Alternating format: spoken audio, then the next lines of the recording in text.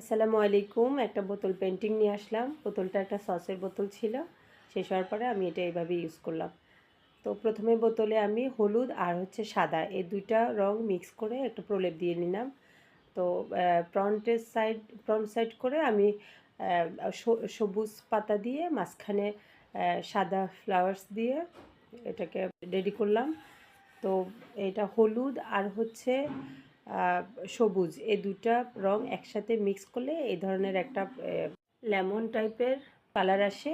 তো এটা দিলাম উপর থেকে, যাতে একটু দূর থেকে একটা ইউনিক কিছু দেখায়, এই জন্য উপরে আমি এটাকে বর্ডার করে বেরিয়ে করে দিলাম। তো সুতা দিয়ে এটাকে হ্যাঙ্গিংয়ের জন্য রেডি করে নিলাম।